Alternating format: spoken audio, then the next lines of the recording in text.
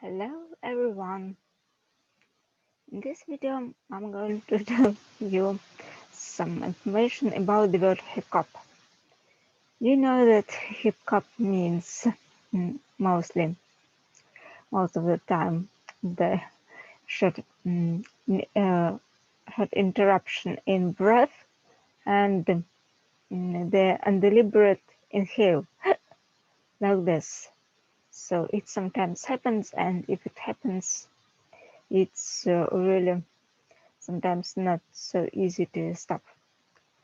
And so this story goes back to the 16th century when people believed in some other disease or anything just superstitious like that. And so from this on, it developed and acquired different forms. For example, it was uh, hocket in French, like a slight hic. Yes, and so it came to English language in 1788 or like this.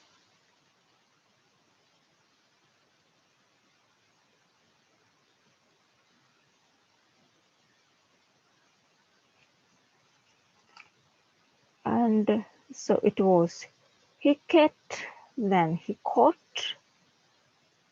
then hiclick, hiccup, and hiccough and hiccup. And so hiccough and hiccup is now used interchangeably, and it's really not even decided which variant is more correct. And they they were interested if it was the due to some certain accents or places, but no, it doesn't depend.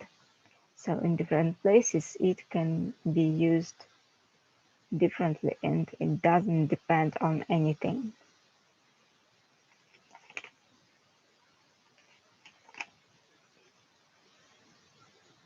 And but it is not only about this particular so say phenomenon, but it can also have other meanings too. For example, it has a meaning of slight interruption, like an error, for example, and it's about, for example, some computer system. It can be used like this, and it also can be short interruption or change. It's like a situation in the stock market, for instance. Yes. And so the examples can be our computer problems were due to the hiccup in the power supply. So power supply had a hiccup, and this is why we had some computer problems. Yes, and so the stock market has uh, continued to rise, mm, except for a slight hiccup earlier this month.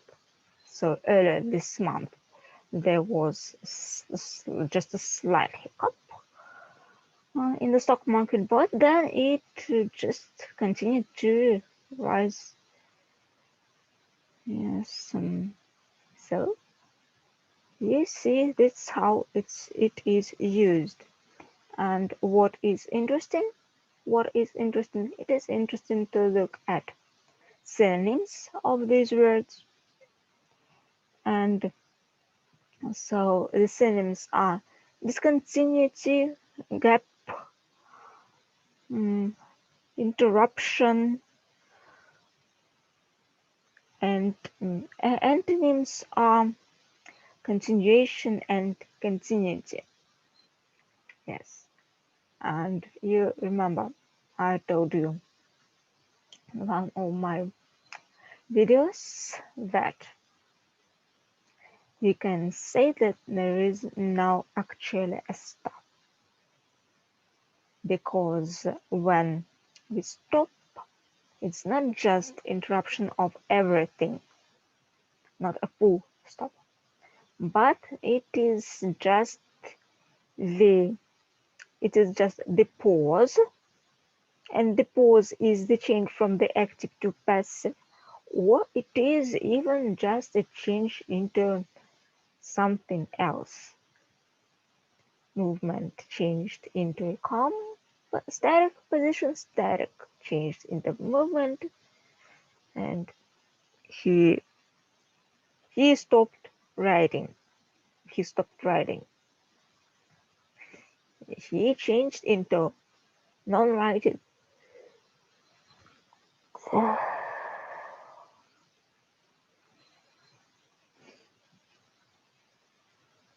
And in this way, it is really interesting to look at this word, because there is no stop, and the stop is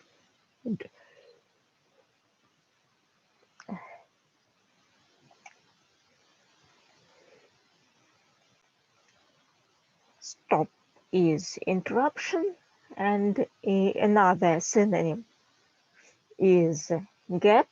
So both interruption and gap are synonyms of hiccup, and in this way they become interconnected. And as the antonym of hiccup is contingent, what does it mean? We said that stop doesn't exist. It means that the gap does not exist. And there is continuation, and this continuation builds up above this. This is just the linguistic game that I add to this. Yes, and there's also an interesting thing.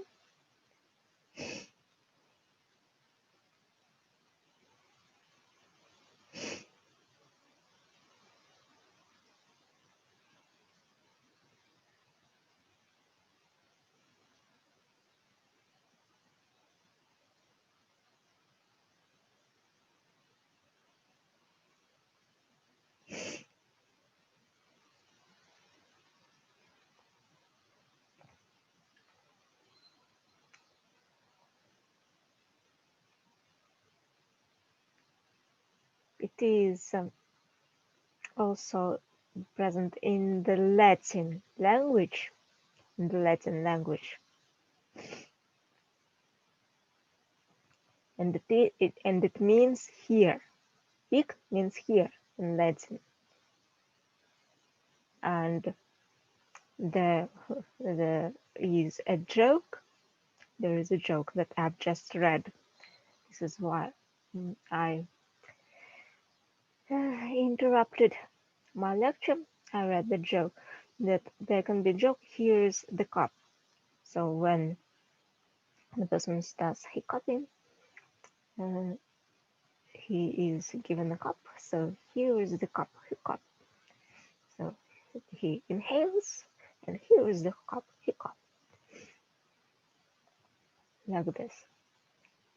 Yes, and so because actually otherwise it cannot be explained in a numerous way. Yes, and actually there are lots of examples. And one more